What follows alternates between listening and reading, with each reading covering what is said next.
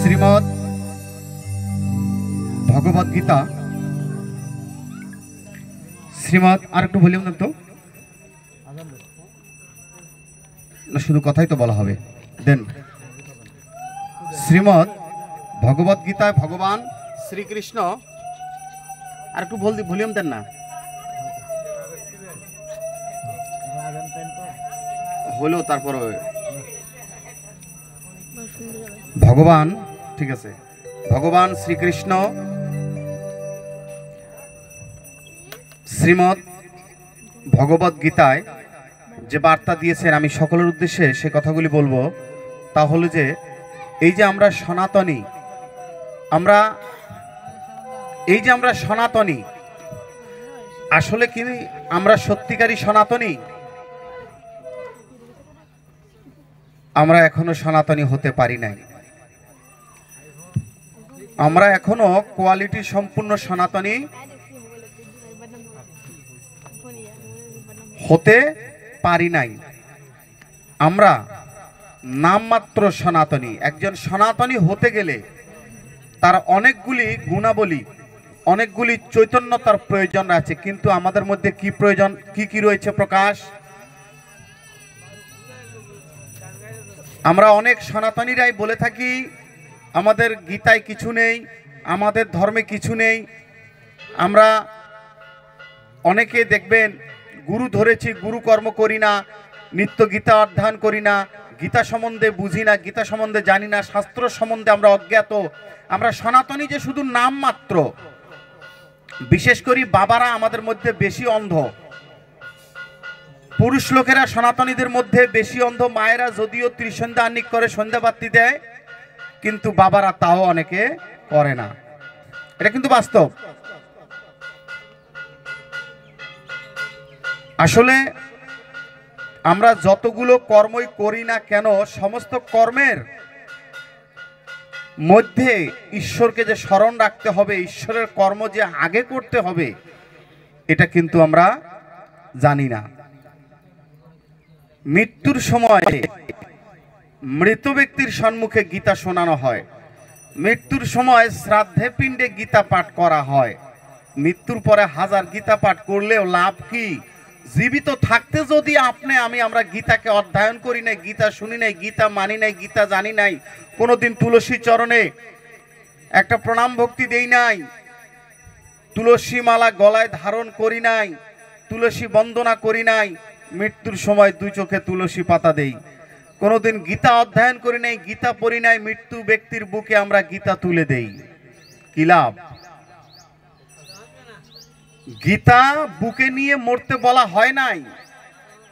যদিও সুতমুনি বলেছিলেন যে গীতা বুকে নিয়ে যদি কোনো ব্যক্তি মারা যায়, তাকে যম স্পর্শ করে না, যমদূত তাকে জমালয়ে নিয়ে যেতে পারে না। কিন্তু কিভাবে জানেন? আমরা যেভাবে কর্মগুলি করি সেগুলি উল্টা। শাস্ত্রে যেভাবে বলা আছে আমরা সেভাবে করি না। শাস্ত্রে বলা হয়েছে গীতার জ্ঞান বুকে নিয়ে মরতে হবে। গীতার জ্ঞান হৃদয়ে যদি আপনার হৃদয়ে থাকে প্রকাশ, তাহলে আপনাকে যম কখনো ওই আত্মাকে স্পর্শ করবে না।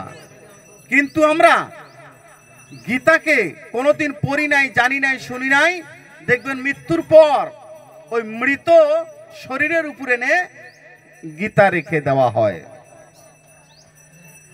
কি লাভ হবে তখন? থাকতে যদি না পাই দয়াল, চাই না মরিলে।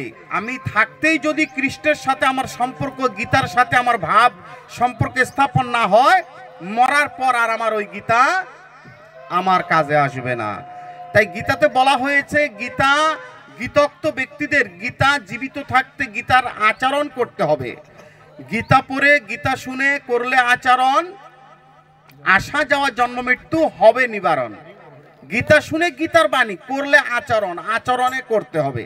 আমরা কিন্তু আচরণ করি না, আমরা চলি অনাচার ভাবে, কিন্তু কথা বলি এই পণ্ডিতের মতন। কথাই নয়, আমাদের দেশে সেই ছেলে কবে হবে? কথায় না বড় হয়ে কাজে বড় হবে। কাজে কিন্তু আমরা কেউই বড় নেই, আমরা সবাই কথার পণ্ডিত, কথায় বড়।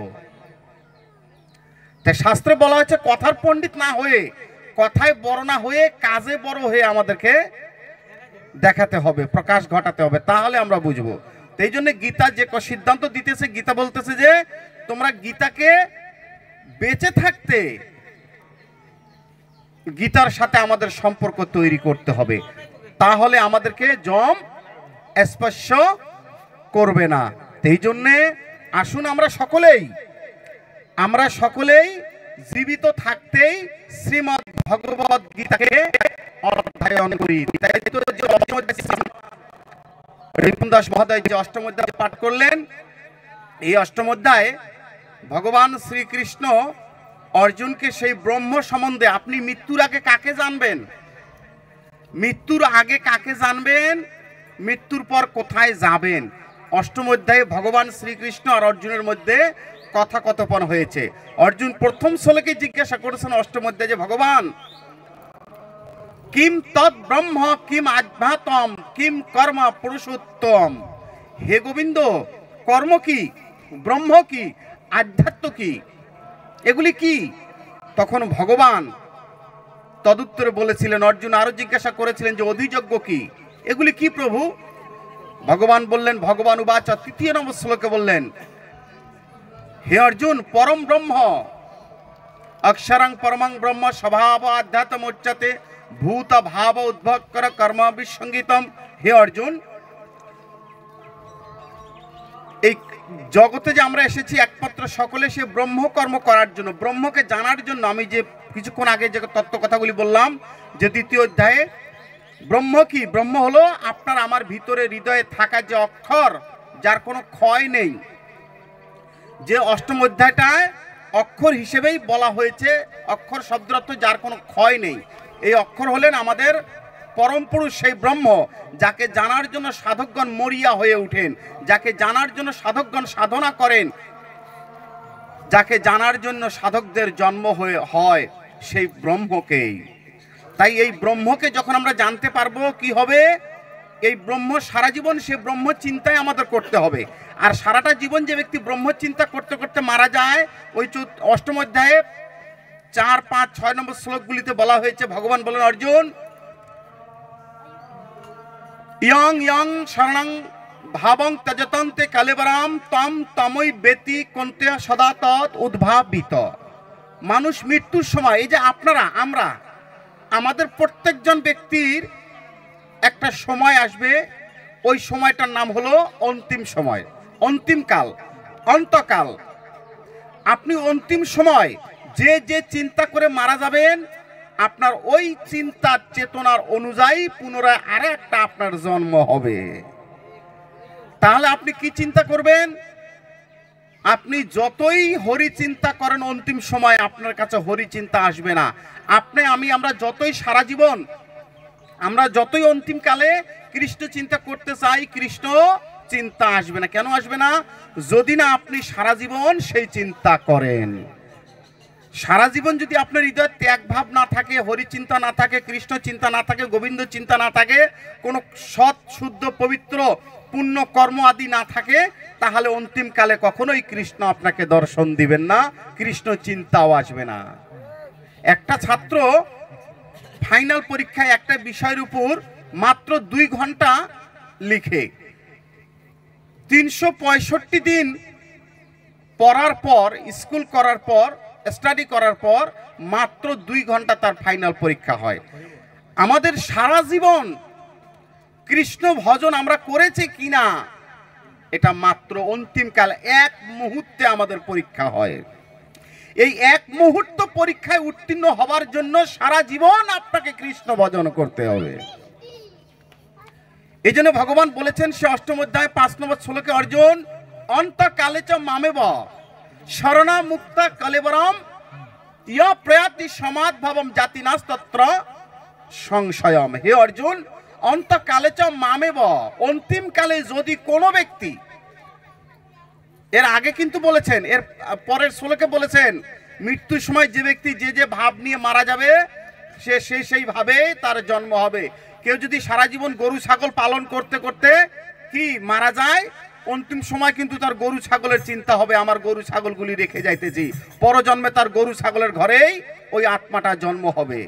যদি কোনো ব্যক্তি বিষয় বাসনা চিন্তা করতে করতে মারা যায়, পরজন্মে সে বিষয় হয়ে জন্ম নিয়ে আরো বিষয় ভোগ করবে। যদি কোনো ব্যক্তি পুত্র কন্যার শোকে মারা যায়, অন্তিম সময় আমার রেখে যাওয়া পুত্রগণ কন্যাগণ কি হবে, তাকে আবার সেই সংসার বাসনা নিয়ে জন্ম নিতে হবে।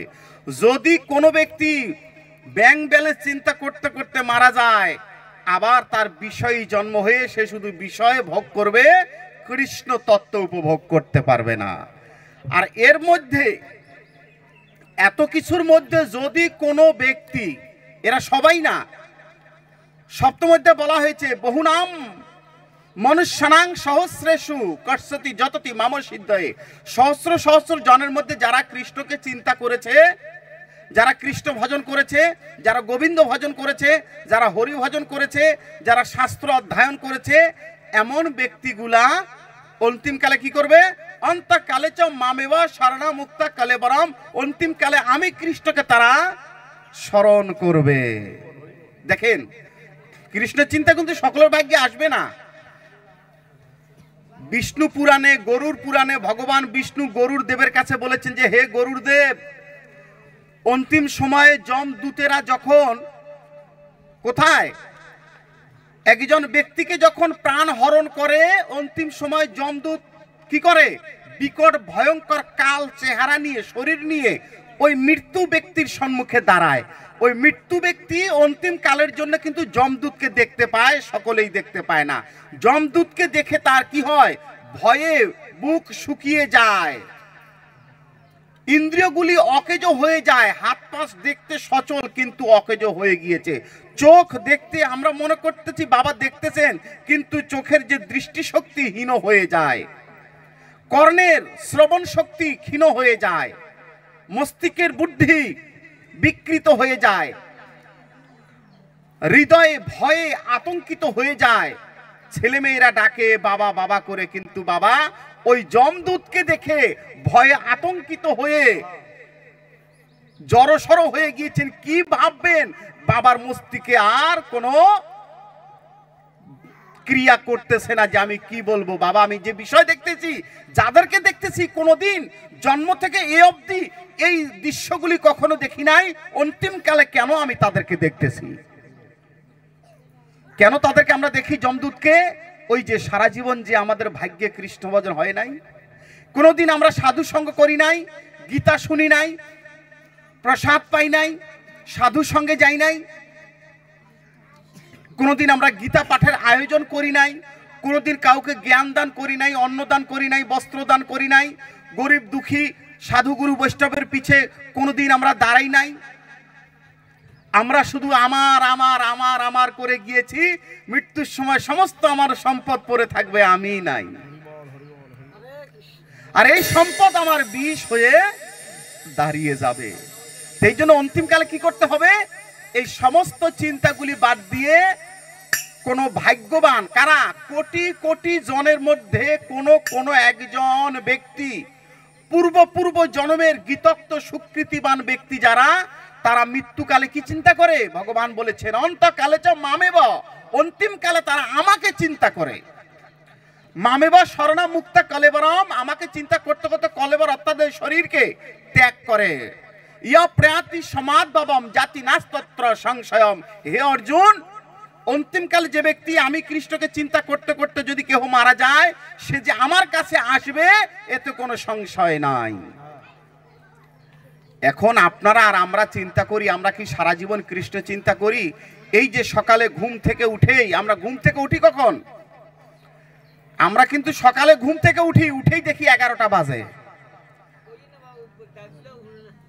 ব্রহ্ম মুহূর্ত কিন্তু এটা শুধু আমাদের শাস্ত্রেই আছে, কিন্তু আসলে বাস্তবে আমাদের সাথে নাই।